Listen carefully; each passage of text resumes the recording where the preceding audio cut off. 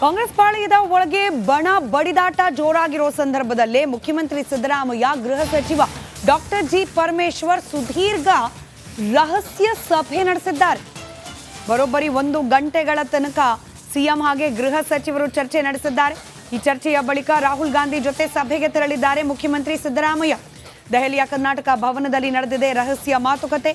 ಸಹಜವಾಗಿ ಡಿಕೆ ಬಣ ಸಿದ್ದು ಬಣ ಅನ್ನೋ ರೀತಿಯಲ್ಲಿ ಬಣ ಬಡಿದಾಟ ನಡೀತಿರೋ ಸಂದರ್ಭದಲ್ಲಿ ಪರಮೇಶ್ವರ್ ಅವರ ಜೊತೆಯಲ್ಲಿ ಸಿದ್ದರಾಮಯ್ಯ ನಡೆಸಿರುವ ಈ ಸಭೆ ಕುತೂಹಲಕ್ಕೆ ಕಾರಣವಾಗ್ತಾ ಇದೆ.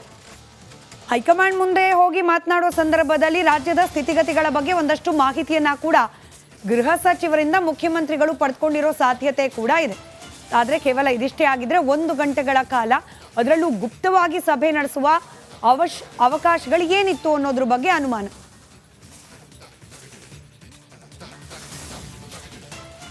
ಡೀಟೇಲ್ಸ್ ನಮ್ಮ ಪೊಲಿಟಿಕಲ್ ಬ್ಯೂರೋ ಹೆಡ್ ವಿಜಯ್ ನೀಡ್ತಾ ಹೋಗ್ತಾರೆ. ವಿಜಯ್, ಇದು ಒಬ್ಬ ಮುಖ್ಯಮಂತ್ರಿ ಗೃಹ ಸಚಿವರ ಜೊತೆಯಲ್ಲಿ ನಡೆಸಿದ ಸಹಜ ಮಾತುಕತೆಯೋ ಅಥವಾ ಈ ಬಣ ಬಡಿದಾಟಕ್ಕೂ ಈ ಮಾತುಕತೆಗೂ ಲಿಂಕ್ ಇದೆಯೋ? ಒಂದಷ್ಟು ಸಾಧ್ಯತೆಗಳು ಸಾಮ್ಯತೆಗಳು ಇರುವಂತದ್ದು. ಯಾಕಂದ್ರೆ ನಿನ್ನೆ ಮತ್ತು ಇವತ್ತು ನೋಡೋದಾದ್ರೆ ಮುಖ್ಯಮಂತ್ರಿ ಸಿದ್ದರಾಮಯ್ಯ ಮತ್ತು ಡಿ ಕೆ ಶಿವಕುಮಾರ್ ದೆಹಲಿ ಇದ್ರು ಕೂಡ ತುಂಬಾ ಹೊತ್ತು ಪರ್ಸನಲ್ ಮಾತಾಡಿಲ್ಲ. ಜೊತೆಗೆ ರಾಹುಲ್ ಗಾಂಧಿ ಮತ್ತು ಮಲ್ಲಿಕಾರ್ಜುನ್ ಖರ್ಗೆ ಅವರ ಭೇಟಿಯ ಸಂದರ್ಭದಲ್ಲಿ ಕೇವಲ ಸಿದ್ದರಾಮಯ್ಯ ಮತ್ತು ಪರಮೇಶ್ವರ್ ಆಪ್ತ ಬಳಗದವರು ಇದ್ರು ಹೊರತು ಡಿ ಕೆ ಶಿವಕುಮಾರ್ ಇರಲಿಲ್ಲ. ಇಂದು ರಾಹುಲ್ ಗಾಂಧಿ ಭೇಟಿಗೂ ಮುನ್ನ ಪರಮೇಶ್ವರ್ ಕರ್ನಾಟಕ ಭವನದಲ್ಲಿ ಸುಮಾರು 1 ಗಂಟೆಗಳ ಕಾಲ ಚರ್ಚೆ ನಡೆಸಿದ್ರು. ಆ ಸಂದರ್ಭದಲ್ಲಿ ಆಪ್ತ ಸಚಿವರು ಜಾರ್ಜ್ ಕೂಡ ಇದ್ರು, ಆಪ್ತ ಸಚಿವರು ಇದ್ರು.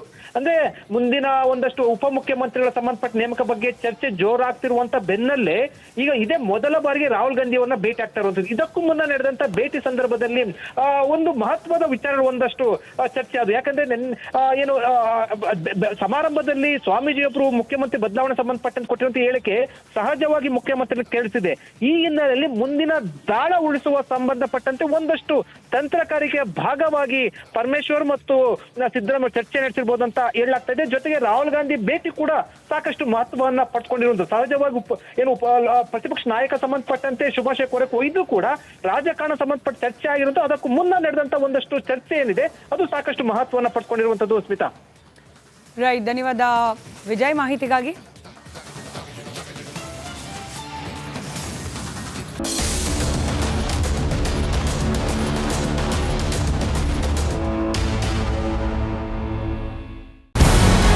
ನಮಸ್ಕಾರ, ಕರ್ನಾಟಕ ಪ್ರೈಮ್ ಟೈಮ್ಗೆ ಸ್ವಾಗತ. ನಾನು ಜಯಪ್ರಕಾಶ್ ಶೆಟ್ಟಿ. ಇಡೀ ಕರ್ನಾಡು ಇವತ್ತು ರೆಬೆಲ್ ಆಗಿ ನಿಂತಿದೆ. ಈ ಹಗರಣಗಳನ್ನು ಸದನದಲ್ಲಿ ಪ್ರಸ್ತಾಪ ಮಾಡಲು ಕೂಡ ಕಾಂಗ್ರೆಸ್ ಹಿಂದೇಟು ಹಾಕಿದ್ದೇಕೆ? ನಿಮ್ಗೆ ಸಂಬಳ ಅದಕ್ಕೆ, ನಿಮಗೆ ವಾಹನ ಅದಕ್ಕೆ, ನಿಮಗೆ ವೆಪನ್ ಅದಕ್ಕೆ, ನೀವು ಅದನ್ನು ಸೆರೆ ಹಿಡಿಬೇಕಾಗಿತ್ತು. ನೀವು ವಿದ್ಯುತ್ ಬರ ಇದೆ ಅಂತ ಹೇಳ್ತಾ ಇದ್ದೀರಿ, ಎಲ್ಲಿ ಬರ ಇದೆ ನೀವು ಹೇಳಬೇಕು. ಪಾಕಿಸ್ತಾನ್ ಆಕ್ಯುಪೈಡ್ ಕಾಶ್ಮೀರ್ ಅದು ಎಂದೆಂದಿಗೂ ನಮ್ಮದು. 40 ಮೆಷಿನ್ಗಳು ತಂದಿತ್ತು ನೋಟ್ ಎಣಿಸುವುದಕ್ಕೆ, ಅದೇ ಹಾಳಾಗಿತ್ತು. ಮಥುರಾದ ಗಲಾಟೆ ಇದೆಯಲ್ಲ, ಅದು ಸ್ಥಳೀಯವಾಗಿ ಕೂತು ಪರಿಹರಿಸಬಹುದಾದಂಥ ಕಾನೂನಿದೆ. ಗ್ಯಾರಂಟಿ ಯೋಜನೆಯಿಂದ ನಷ್ಟ ಆಗಿದೆ, ಲಾಭ ಆಗಿದೆ, ದಯವಿಟ್ಟು ಹೇಳಿ.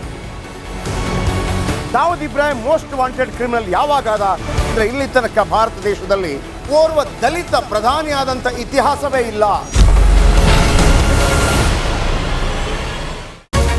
ರಿಪಬ್ಲಿಕ್ ವರ್ಲ್ಡ್ ಆಪ್ ಇದು ಕೇವಲ ಅಪ್ಲಿಕೇಶನ್ ಅಲ್ಲ, ಸಮಗ್ರ ಸುದ್ದಿಗಳ ಸಂಪರ್ಕ ಮಾರ್ಗಕ್ಕೆ ಕ್ರಾಂತಿಕಾರಿ ಬದಲಾವಣೆ. ರಿಪಬ್ಲಿಕ್ ವರ್ಲ್ಡ್ ಆಪ್ ಕೇವಲ ಸುದ್ದಿ ಅಪ್ಲಿಕೇಶನ್ ಅನ್ನ ಪರಿಚಯ ಮಾಡ್ತಾ ಇಲ್ಲ, ಬದಲಾಗಿ ಡಿಜಿಟಲ್ ಸುದ್ದಿ ಬಳಕೆಯ ಹೊಸ ಯುಗಕ್ಕೆ ನಾಂದಿ ಹಾಡ್ತಾ ಇದೆ. ಇದೊಂದು ಬ್ರೇಕಿಂಗ್ ನ್ಯೂಸ್, ಪ್ರಭಾವಶಾಲಿ ಕಾರ್ಯಕ್ರಮಗಳಿಗೆ ಗಟ್ಟಿಯಾದ ವೇದಿಕೆ. ರಿಪಬ್ಲಿಕ್ ವರ್ಲ್ಡ್ ಅಪ್ಲಿಕೇಶನ್ ಈಗ ಲೈವ್ ಆಗಿದೆ. ಗೂಗಲ್ ಪ್ಲೇ ಸ್ಟೋರ್ ಮತ್ತು ಆಪಲ್ ಆಪ್ ಸ್ಟೋರ್ ಎರಡರಲ್ಲೂ ಲಭ್ಯವಿದೆ. ಈಗಲೇ ಡೌನ್ಲೋಡ್ ಮಾಡಿ.